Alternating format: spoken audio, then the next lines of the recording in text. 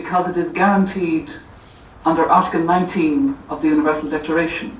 And that is one of the great freedoms of our Universal Declaration from the beginning.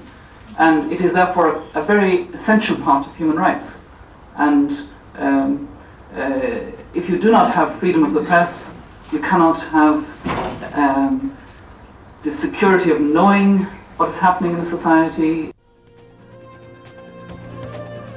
In 1789 in France, the civil and human rights were declared. The right of freedom of speech, opinion and expression was laid down. But the time thereafter was by no means characterized by these rights.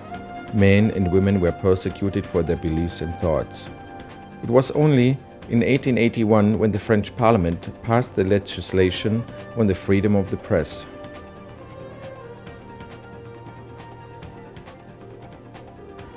At the European level, the Convention on Human Rights was elaborated by the Council of Europe and ratified in 1950 by its member states, just 2 years after the Universal Declaration of Human Rights by the United Nations.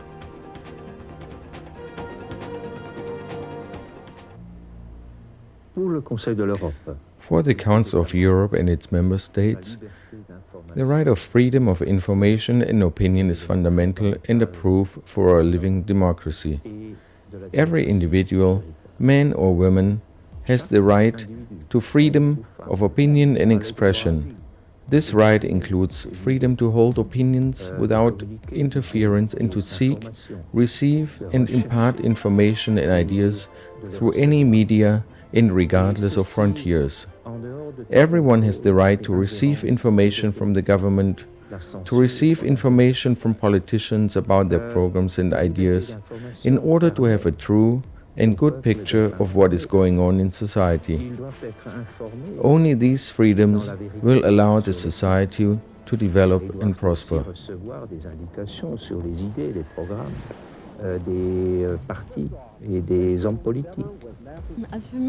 For me, part of democracy is by all means the free access to information, the possibility to get informed about any subject, also by the government, to be able to have a full and complete picture in order to come up with an opinion which is based on reliable information. This is almost impossible here in the countries of the former Soviet Union, where their access to information is restricted and only very few people know what the real facts are. Until this is not changed, no true democracy will be possible.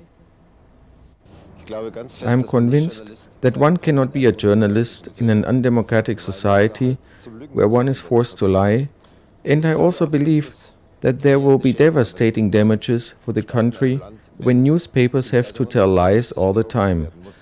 This could easily be seen in the former German Democratic Republic.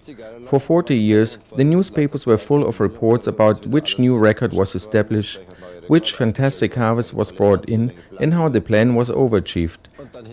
Then when the GDR collapsed, you could see that nothing was true of all this, what you have read in the papers. The country was ruined, the environment was terribly damaged, the rivers were dirty. All this has to do with the fact that there was no democratic journalism. The freedom of the press is a good barometer for the degree of democracy which a political system has achieved. Totalitarian states demask themselves often by limiting the freedom of the press. There certainly is a relationship between democracy and freedom of the press.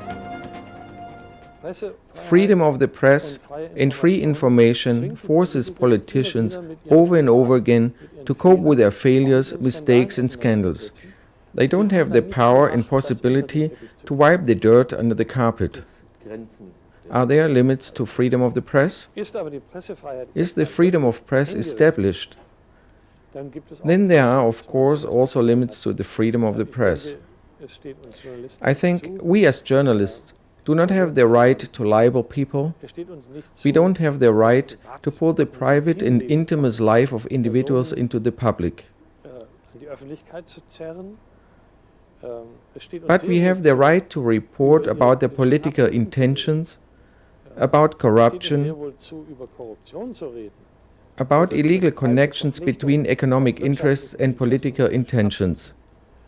We must not insult anyone, we must not put down or dishonor anyone. These are areas in which people have to be protected.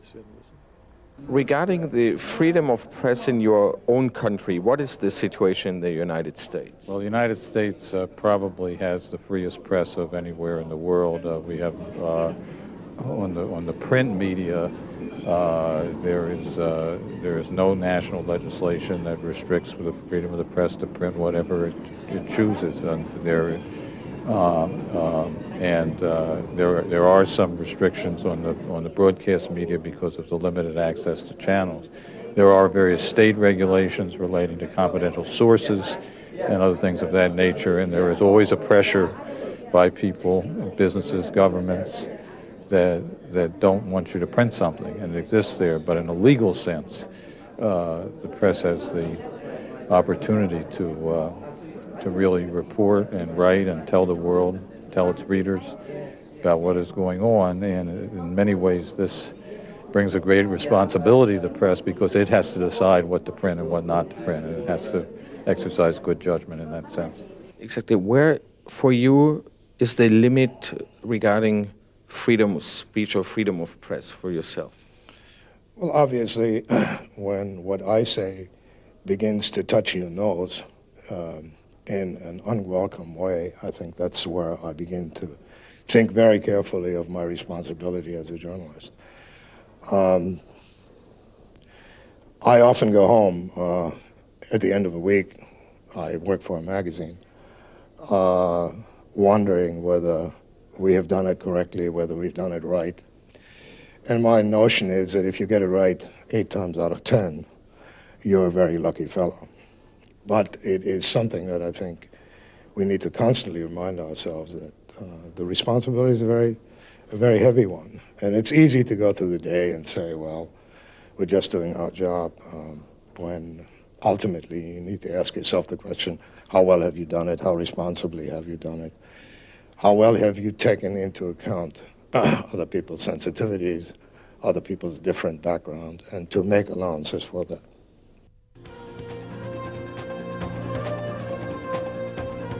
In Kyrgyzstan, 4,000 meters above sea level, in the mountains of the Tian Shan, you find Canadians, together with Kyrgyz, who changed the landscape forever in an effort to find gold. It is not an easy task in view of the very difficult conditions. Millions of dollars are being invested, employment created, but there are also accusations from different sides concerning actual investment costs, dangers for the workforce, cyanide in the river, and speculations of all sorts. Oftentimes, information gets into newspapers which is based on rumors and not on facts. Examples can be found every day. There is no code of conduct for journalists in Kyrgyzstan.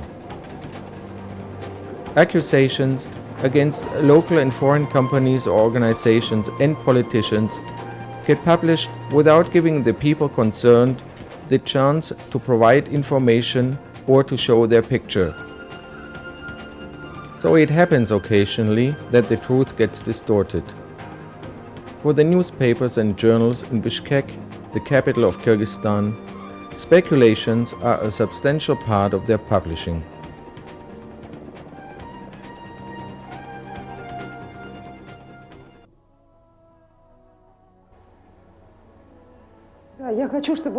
Yes, I want that the people of Kyrgyzstan read my newspaper and that the newspaper circulation increases and gains influence and weight in our society. We have to report what is going on so the ordinary person understands and that he knows what is wrong. Well, it happened that I chose the profession of a journalist, and at that time I had no idea that I will become part of our contemporary history. This in view of the independence of Kyrgyzstan. I engaged myself in promoting a free press in our republic. I decided that I had to do this. I also knew that this job would be among the most difficult and most important.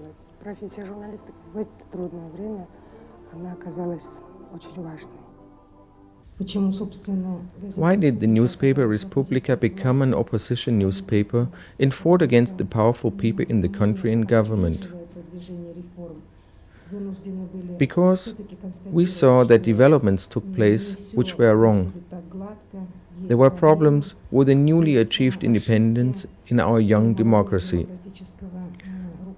And when there were developments which had to do with corruption at the highest level, which we found out through our investigations, there was a reaction against us.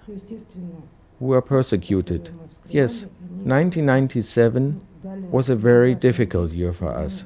Everything became unpredictable and there was a culmination.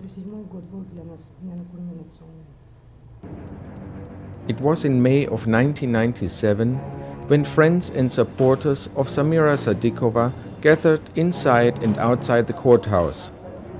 They wanted to demonstrate to the powers of the Republic that they did not agree with the treatment of journalists in Kyrgyzstan.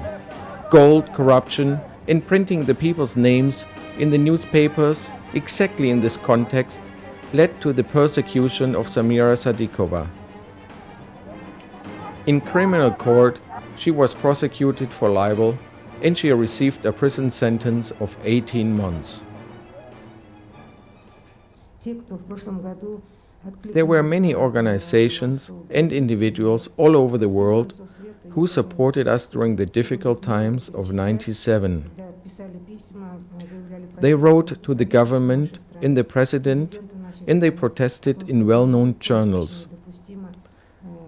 Everyone argued that a country which claims to be a democracy, which declared it will respect human rights, that such a country cannot bring journalists to criminal courts and lock them up behind prison bars. In any event, the sentence was not adequate. Kyrgyzstan had lost its democratic face.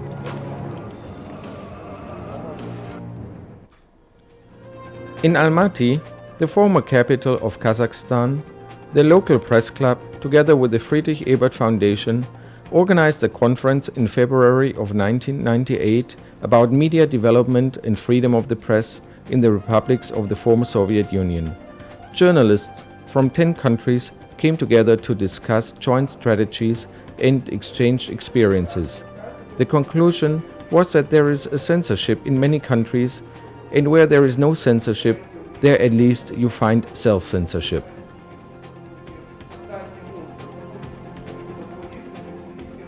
Such conferences are very useful. I think that it is both useful things. One thing, to have an opportunity to speak of your problems and to listen to the other people's problems. Now it is rather a problem to see each other, and when we meet, we find out that we have mutual needs, mutual problems, and probably we should have some mutual solutions to these problems. 1996 was a year where when everybody understood that press can be pressed, that press can be moved, that press can be agitated, that press can be involved in political games, and it is open to this and that kind of these kind of influences.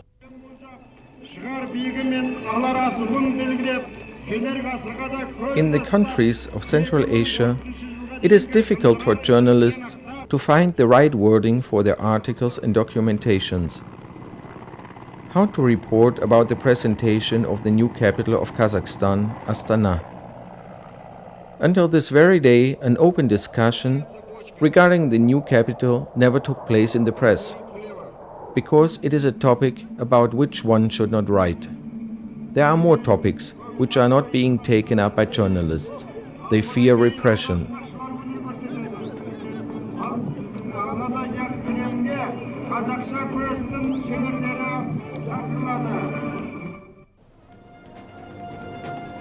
Also in Moscow, many journalists are not very popular with business people or politicians. To be a journalist means to have a dangerous profession. journalists need a minimum of protection by the state.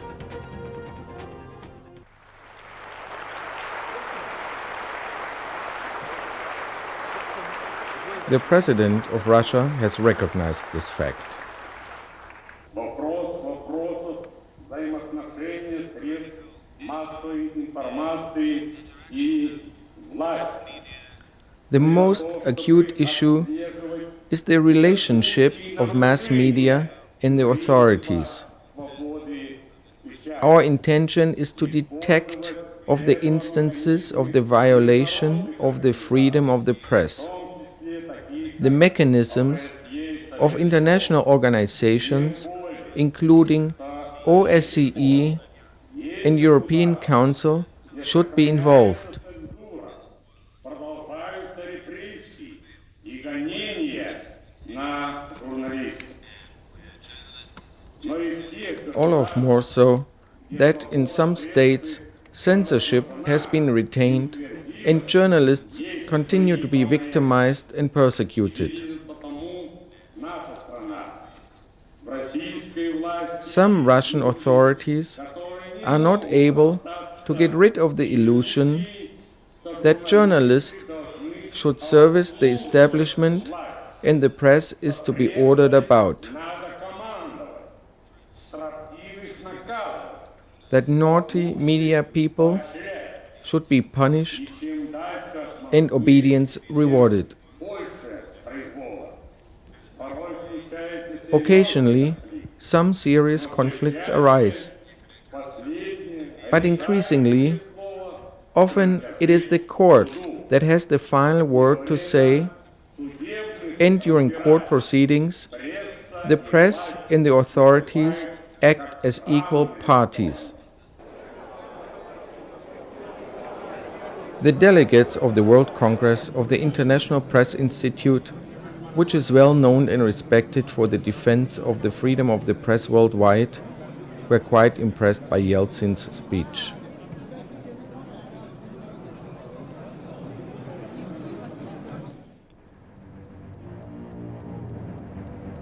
But every journalist in the former Soviet Union in the West only knows too well that reality is often awful and shocking. There are people who have an interest that certain reports don't get published, and in many instances, journalists are hindered in doing their job. Force, threats to journalists occur all too often, and sometimes murder.